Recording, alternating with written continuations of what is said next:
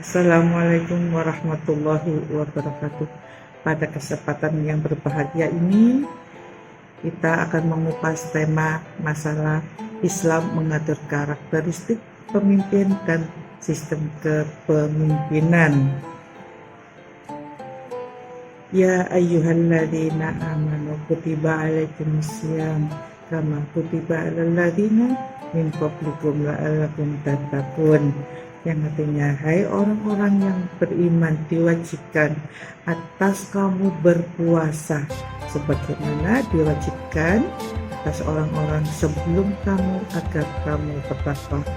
Surat Al-Baqarah ayat 183. Allah berfirman dalam Al-Qur'annya, A'udzubillahi minasyaitonirrajim. Bismillahirrahmanirrahim. Al-yawma akmaltu lakum dinakum wa atmamtu alaikum ni'mati wa raditu lakumul Islam madinah.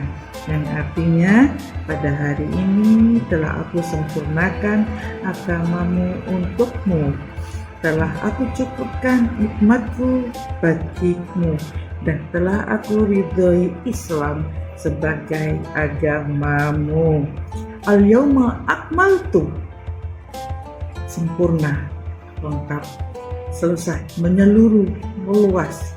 Maka inilah agama Allah yang menurunkan kepada kita, dan agama yang tidak perlu tambahan, tidak perlu pengurangan, dan tidak perlu perubahan. Karena agama Islam adalah agama Allah turunkan sempurna, menyeluruh dalam segala hal. Maka dari mengatur politik, sebagaimana dia mengatur kekeluargaan, dia mengatur akhlak, sebagaimana dia mengatur ekonomi, dia mengatur segalanya di dalam hidup manusia.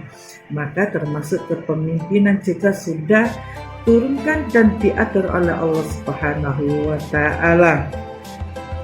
Bagaimana pemimpinannya, itu pun juga sudah diturunkan dan diatur oleh Allah Subhanahu wa Ta'ala. Jadi, ciri-ciri pemimpin yang baik, sebagai apa yang dipilih, pemimpin apa yang harus diangkat, pemimpin apa yang harus dipakai, semuanya sudah dirinci oleh Allah Subhanahu wa Ta'ala, sehingga bukan hanya pemimpin yang amanah yang harus diwujudkan di dalam Islam, namun juga sebuah sistem kepemimpinan yang amanah. Di dalam Islam, Rasulullah contohkan pada dirinya. Rasulullah contohkan pula khalifah-khalifah setelahnya, Abu Bakar As-Siddiq, Umar bin Khattab, Utsman bin Affan, dan Ali bin Abi Thalib. Semua telah tercantumkan dengan sempurna. Pemimpin yang amanah dan sistem kepemimpinan yang amanah Rasulullah contohkan pula di dalam kehidupannya. Beliau masih hidup di Madinah.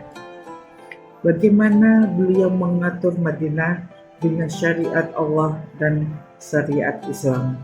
Dilanjutkan oleh Khulafaur Rasyidin yang mengatur umatnya dengan Islam, dengan sebuah sistem yang dimana khilafah pemimpin amanah adalah khalifah, sistem kepemimpinan yang amanah adalah khilafah. Dan ketika kita menuduh bahwa Islam tidak punya sistem kepemimpinan yang khas, bahwa Rasul tidak menurunkan kepemimpinan yang khas, sama dengan menuduh Allah tidak menurunkan Islam yang sempurna. Sama saja menuduh Rasulullah tidak mencontohkan yang menyeluruh dan menyempurnakan. Maka Islam dengan sempurna, tidak perlu tambahan, tidak perlu pengurangan, dan tidak perlu perubahan. Kita tidak perlu konsep dari luar, kita perlu konsep dari Islam. Karena inilah konsep yang sempurna, tidak perlu lagi perubahan, tidak perlu perubahan dan penambahan atau pengurangan.